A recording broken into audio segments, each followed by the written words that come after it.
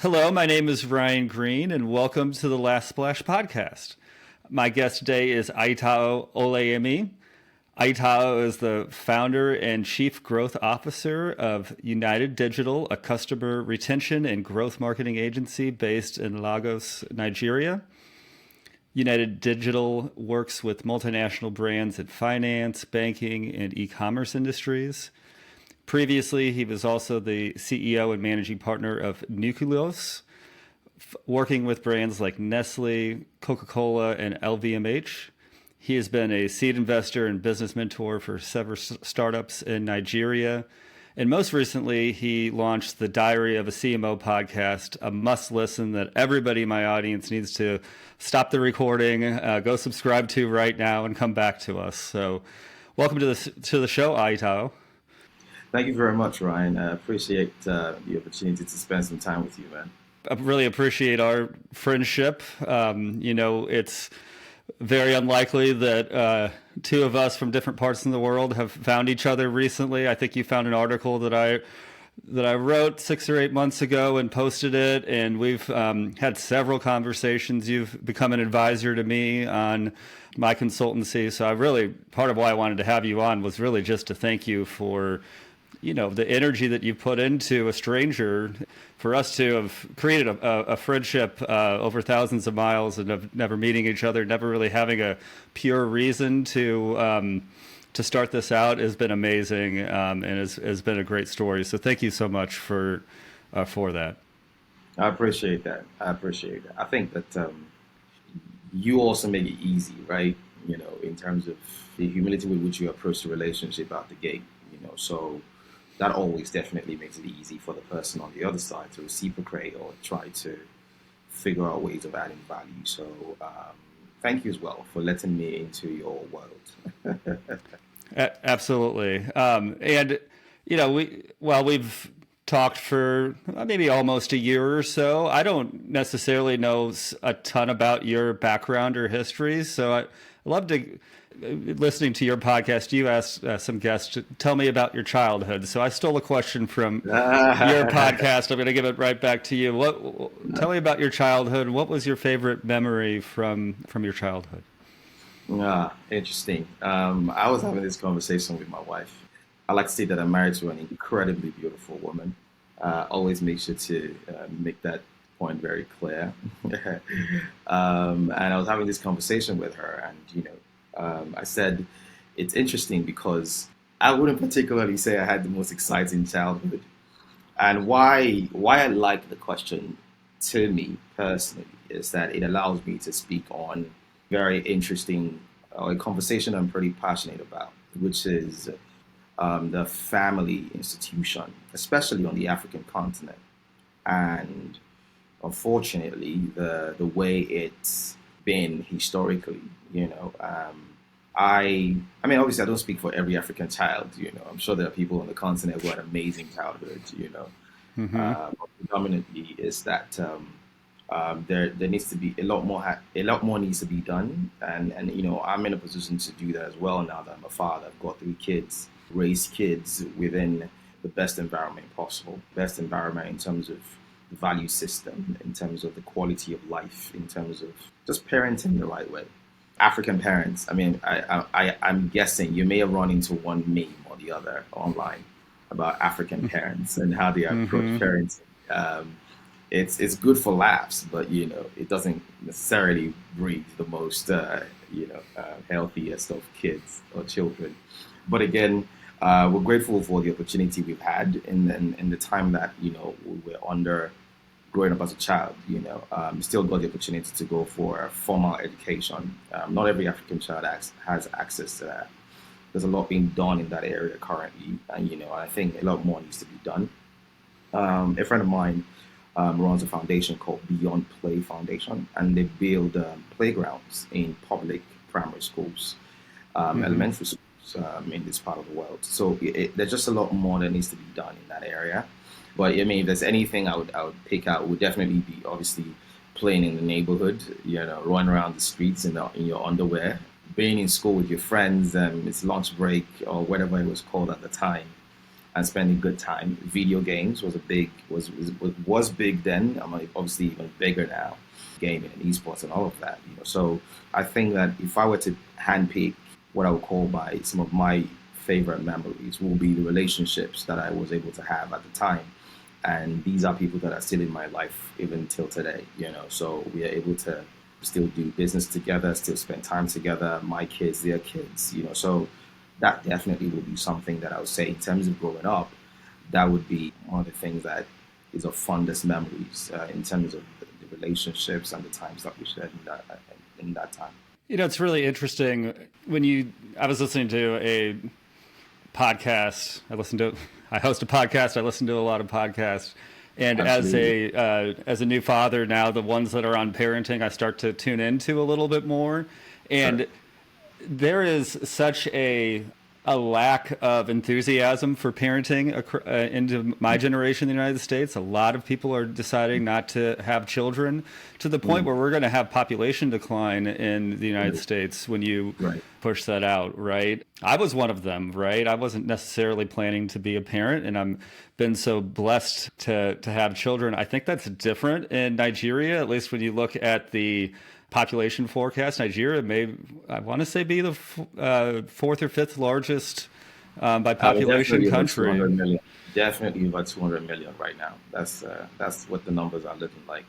And the growth rate is still there. The growth rate is still there. It's still growing. It's interesting how much things change. You look at China that had a one child policy. They're backing off of that, right? Because you look 30 years into the future and things are going to be so much different. How does growing up in Nigeria and being an African inform what your typical day looks like and how you approach your work? I think at the end of the day, you have to figure out what's important to you, especially from a value system, right?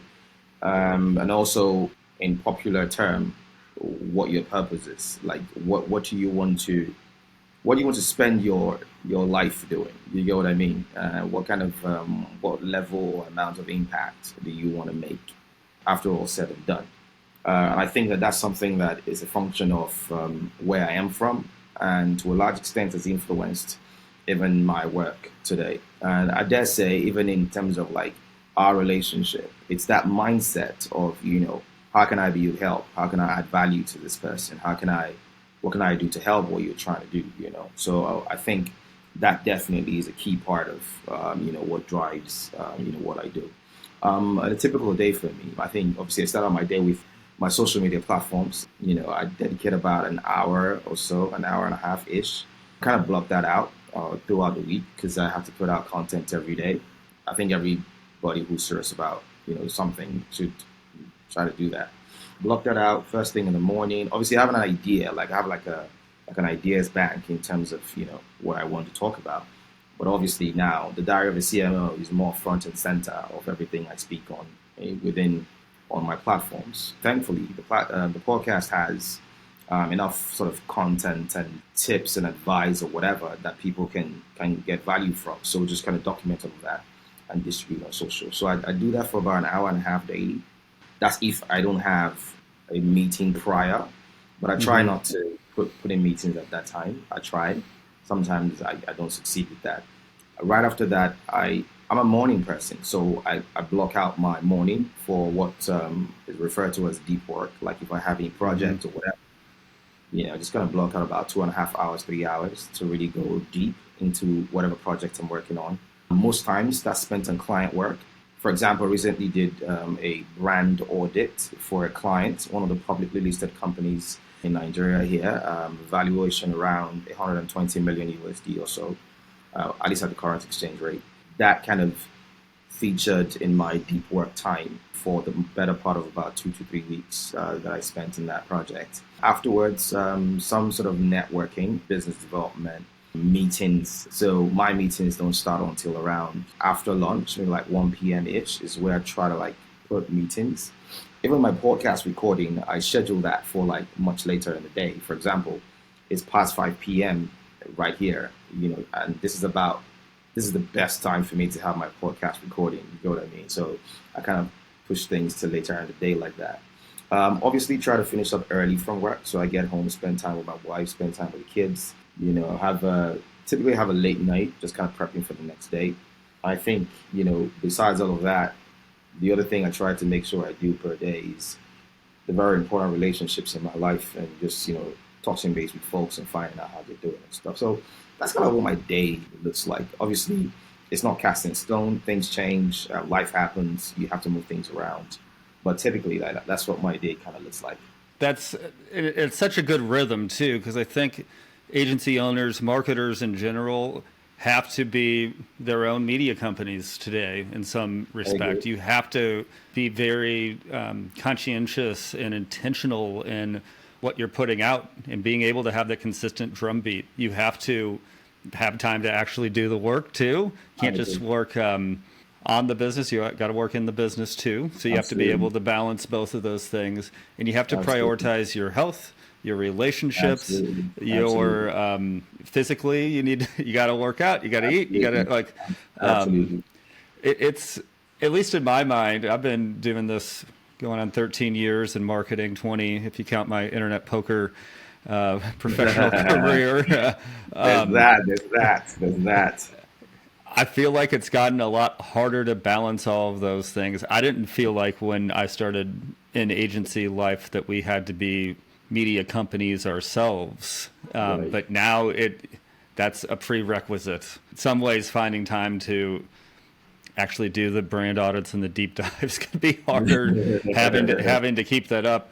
I think you've been really smart, and probably inspired me to start podcasts to some degree here too, because it's not easy, but it's a self-fulfilling content farm to some degree. If you can record people in your network and your friends for an hour, and that can be 2 weeks of content. I know we primarily have talked on LinkedIn. Is that your socials, or are you also, as an agency owner, diving into some other channels? I don't know if you're on YouTube or if there's anything specific for Africa either that we in the States are ignorant to, but what are the channels that you consider most important for promoting your agency as far as the content you're producing?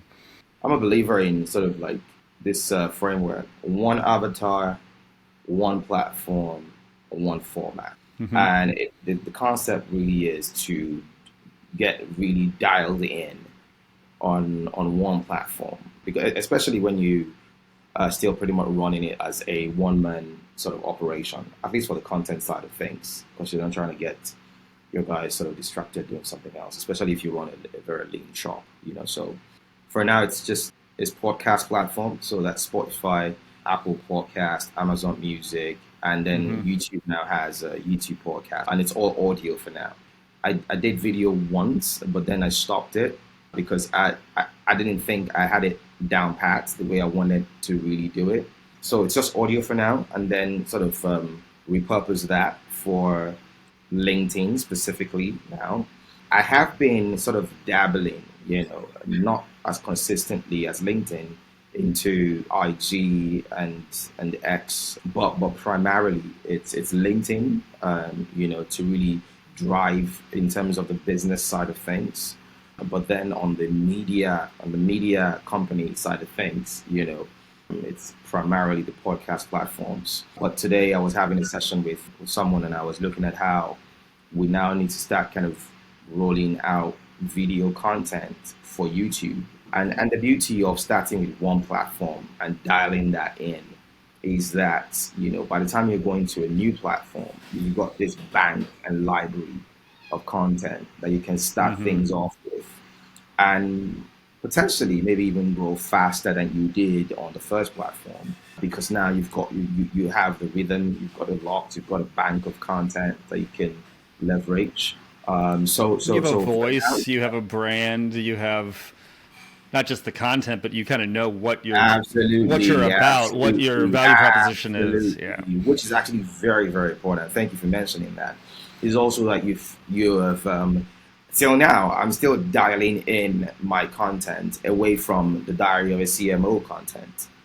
Still trying to figure out like, where do I want to sit with that in that area of or non Diary of a CMO content, and I'm figuring that out gradually. But for now, it's primarily the Diary of a CMO, LinkedIn, and then the podcast platforms. Going into next week or sometime this month, start dialing in the video content as well for YouTube, and then maybe IG. I think X requires a bit more organic sort of being a native of the platform versus just going on there and posting stuff and jetting, which you could get away with the other platforms, but I don't think you could get away with that with X. So I think that's kind of the way I'm looking at using these platforms to distribute content and also sort of push the business. And I'll be honest, I haven't quite really pushed, United Digital, the company,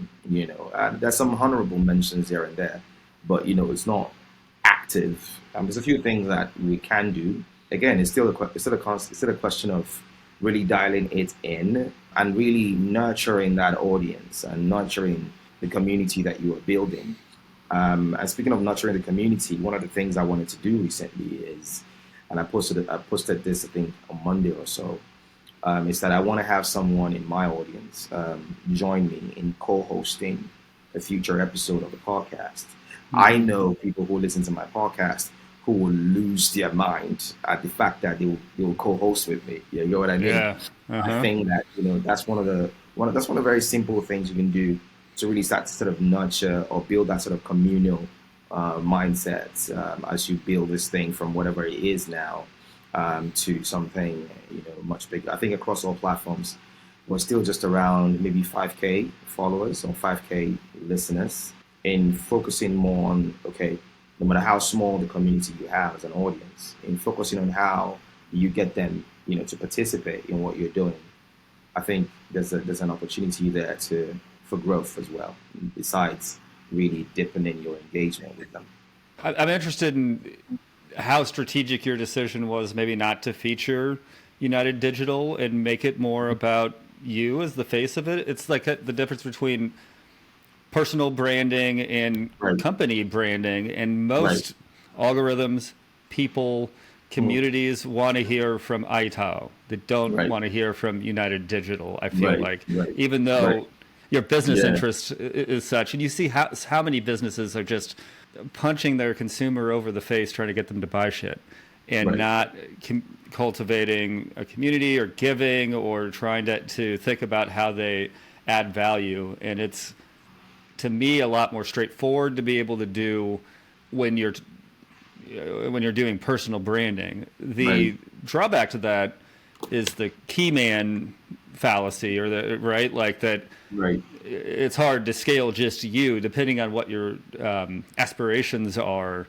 Right. Personal branding sometimes has some time limitations and mental health limitations too, like you were talking about on X. If you want to Yeah. promote a personal brand on X, you're going to be replying to a lot of comments and Absolutely. starting a lot of Absolutely. conversation threads that Absolutely. may not work for you, right?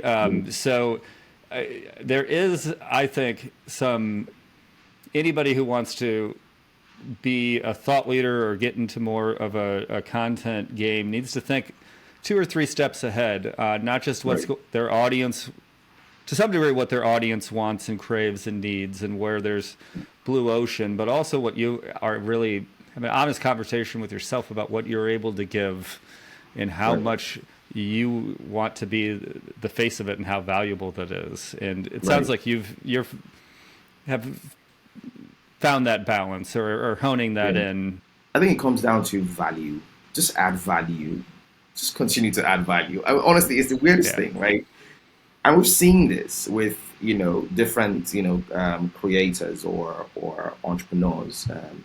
One of the very Chris classic Doe is examples. somebody I think we both admire, for instance. Yeah. Absolutely, you get what I mean. And Chris is one of the most generous people you'd ever meet in terms of like the quality of content that he's putting out there, and just the immense value. Like, you can't keep up with the value is putting out there into the world. So um he doesn't even need to speak of his business. You get what I mean?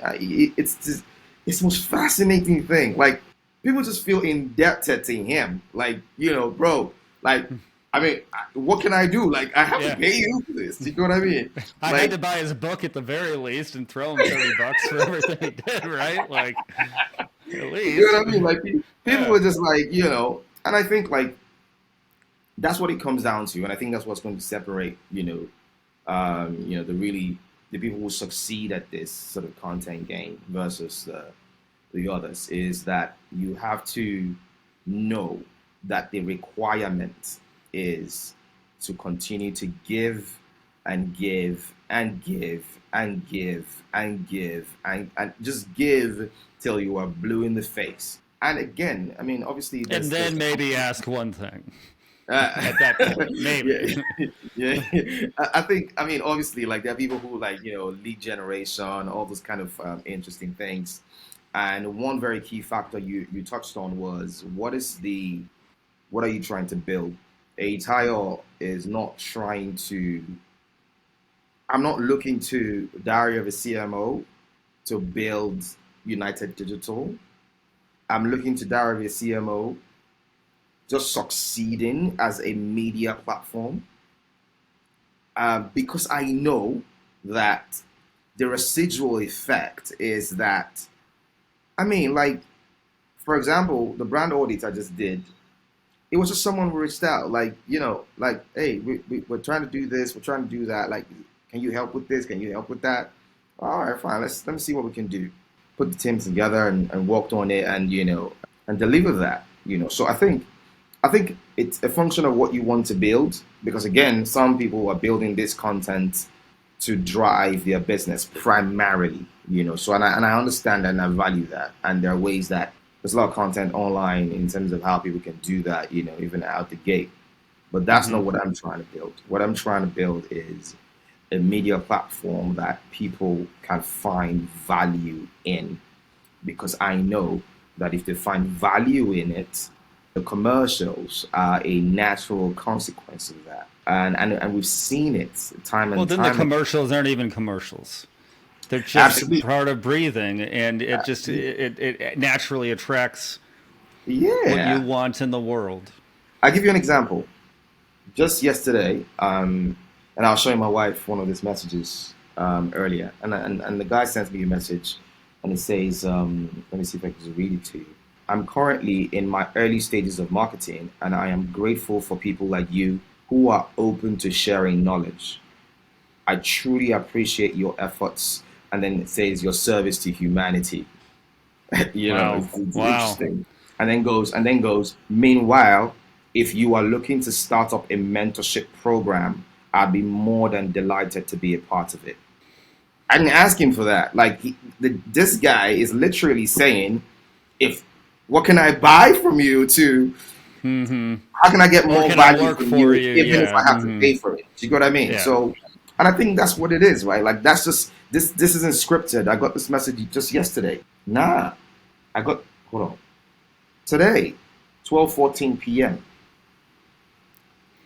And that's one of several like it's the most it's the and again, Ryan. I'm going off and having a brain orgasm or mental Yeah. orgasm on the idea that people are getting value from what I am doing. For somebody else, it's not about, really making that level of impact. For them is how many leads have we generated this week? Yeah. And But that's fine. it I is and mean, it look, isn't. Ryan, And right? I Honestly, don't know. Like, I understand the business imperative of that, but like, yeah, there is way too much of that. That's what makes marketing really hard, is that there's a lot of charlatans doing that yeah, crap yeah, that is very transparently phony, that it gives advertising and marketing agencies a bad name because of, I mean, how many bad inbox or DMs do you have begging for your money, right? Like, for that authentic text, how yeah, many people are saying that you're a CEO and that you've worked with LVMH and are begging for money? Yeah, there's a I mean, ton. There's a hundreds, like ton. 100 to There's a, 1. Like there's a ton. There's a ton. There's a with ton. AI coming, it's going to be 1,000 to 1. Like, which means there's going to be 1,000 to 1 podcasts that are have an agenda. Where your agenda isn't to sell anybody anything. It's to Yeah. get those good vibes back and see what ends up working. Now you may have an internship program if you take the advice from that person, right? You may Yeah. have a small army of people that are willing to work for you, the way that Yeah. Christo has a medium-sized army of people ready at his behest. My girlfriend was in Virginia, and she saw him at a bar randomly and was like, I recognize him. I know my boyfriend has him up all the time. Very recognizable, Absolutely. Absolutely. kind of street fashion on there. Yeah. But Yeah. Yeah. this may actually dive well into my next question. There's a lot of headwinds in the marketing world, especially in digital right now, Right. with regulation, with deprecation of cookies and all of that. And as we were saying, AI is coming and can have 1,000 Right. mediocre touch points for every one good one. From your viewpoint, what's the biggest challenge that the industry faces right now? Obviously, for different parts of the world, there's different peculiarities, right? The AI for conversation, for example, in these part of the world, in Africa, is very much in the very, very, very. I mean, you guys are a couple of years ahead of us for sure, but one of the bigger challenges is how government policies will impact that, and how would either impact that positively or negatively. And that's a real conversation. That's a real challenge in this part of the world. I mean, I was having a conversation with Matthew Shetner. That's the global chairman for Advertising Week.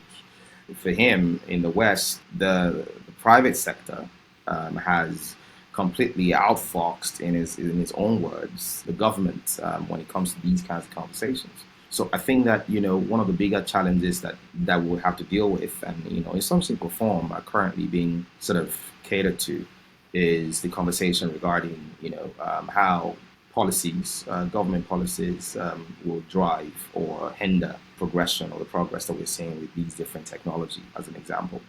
In this part of the world, again, I think for us, there's a lot of conversation regarding developing talents within the industry and trying to get a lot more people excited about the industry, and so on and so forth. But I think it all comes down to what we said earlier, is that whether as brands or agencies, it always, brands, agencies, or the consumer, is always going to come down to value, regardless of how you use AI or don't use AI, regardless of how many people are creating content or how many people are trying to sell you stuff, regardless of all of these things. As human beings, we are always going to gravitate to where we find value. And not just value, but also are able to connect with these platforms or these people or creators or whatever on a human level, if you get what I mean. And I think that's what really, that's the fight we are having now. No, it wasn't intended to, say human, to find human connection with all of the AI and the robots or whatever. But it's that ultimately we will always, as human beings, try to seek out that level of connection. Marketers who are able to hold on to that truth of value and true human or true meaningful human connections are the ones that really would stand the test of time. Technology would always continue to evolve. It's just something that nobody can do anything about, right?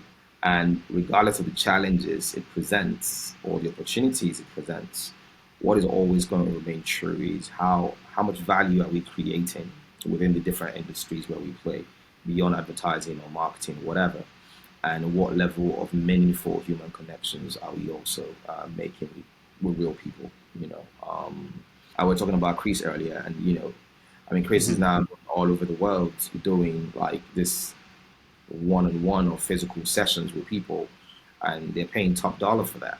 Regardless of what you tell them about AI or whatever, they still want to listen to Chris because they've connected with him on a very human level that no amount of, it doesn't even need to sell them, but they will show up in the room And value doesn't necessarily mean from a workplace standpoint. It also from an entertainment standpoint, right? Sure. Is that if you find value in some form of entertainment or the other, it doesn't matter what AI, what's happening with AI. If you love classical music and you want to sit down in the room to listen to this particular classical artist, you're going to sit in the room and pay money to be there.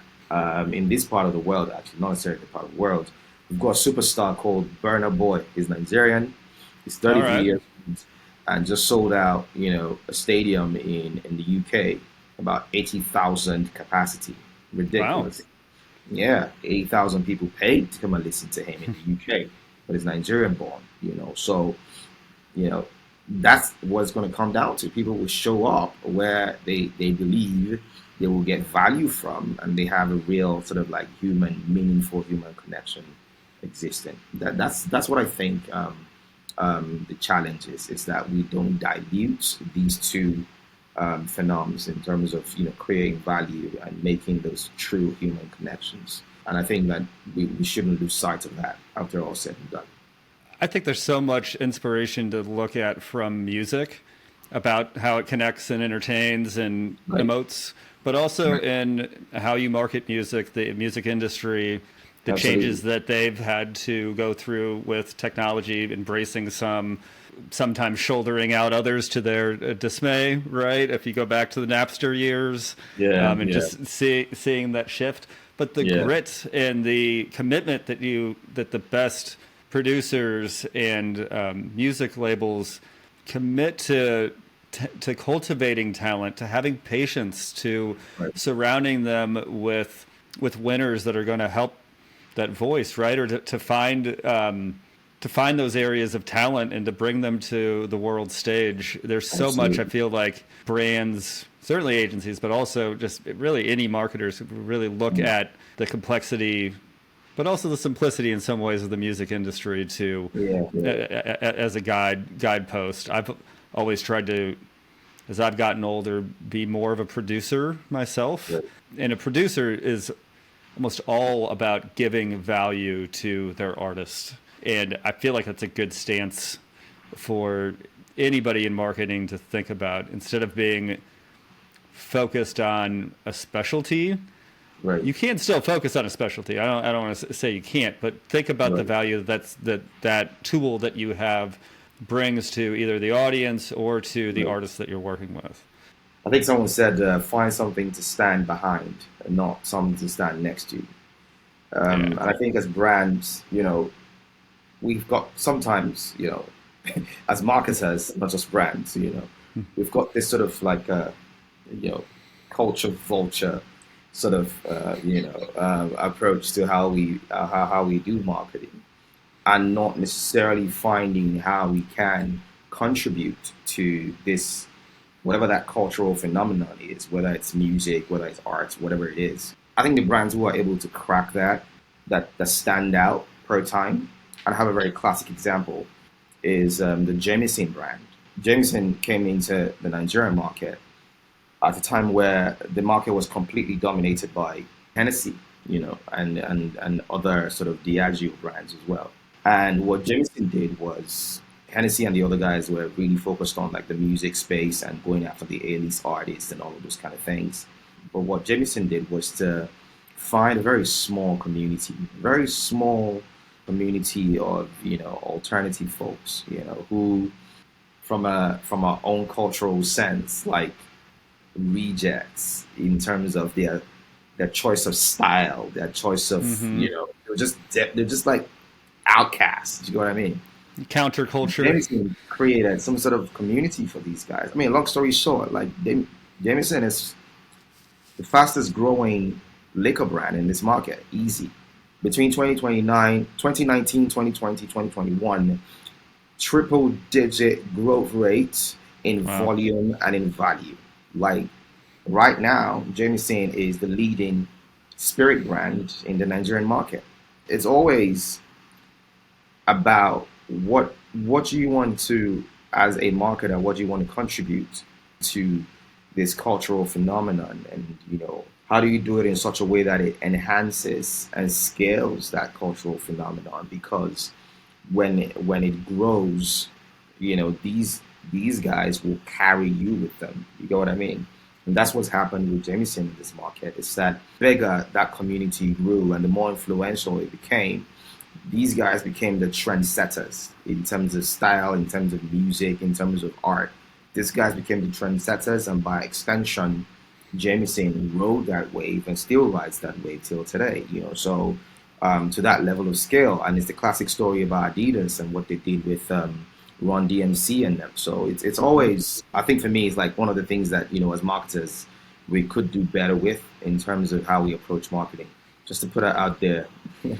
Well, it also means taking a look at the customer research and consuming it and throwing it away and deciding that, hey, I don't care if in the past the audience looks like it's here. I'm going to take a chance here, right? And I know I'm going against the grain. I know I'm going to a counterculture. That's a very interesting case study for Jameson. I went to college in central Missouri, and when I was there, Jameson, apparently there was more Jameson drank per capita at my college than there was anywhere in the world. So maybe Nigeria is beating us now, but there's a connection across the ocean. So we can cheers to some Jameson. I want to be cognizant of your time. I know we only got a couple minutes left. No worries. What is one last question? What is something you've changed your mind about since you started your career? I think it is my assumption that people would always do the right things. I mean, this is the right thing to do. Why not just do the right thing?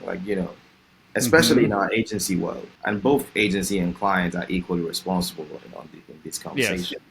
There's always a choice that people make at some point regarding, do I want to do something remarkable, or do I just want to, just maintain status quo and just kind of coast along? And this happens on the agency side, client side as well.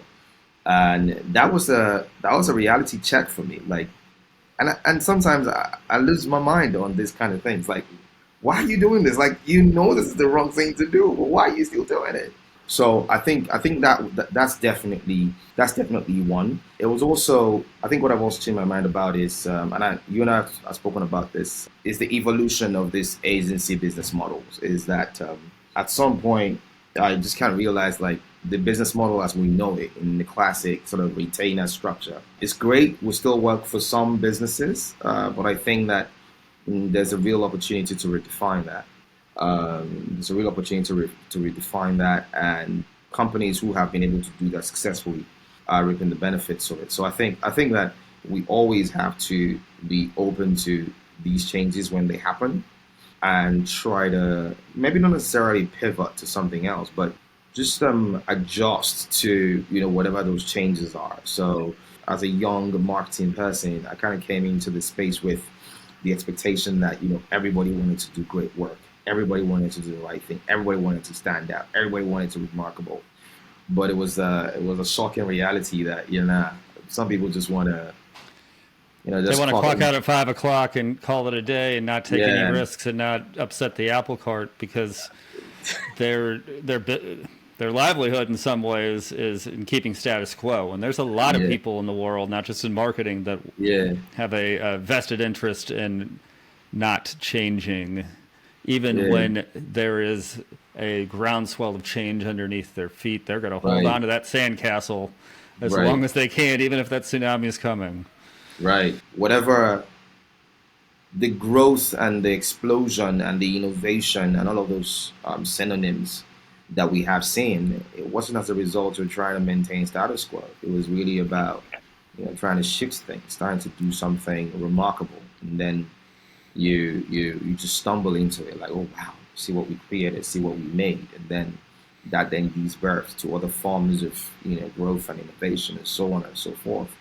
And here we are. Things are where they are now. So for me, that definitely was a rude awakening, and I've sort of adjusted that expectation, and it's to a large extent affected where I'm trying to take my business to, and where I'm trying to go from a career standpoint.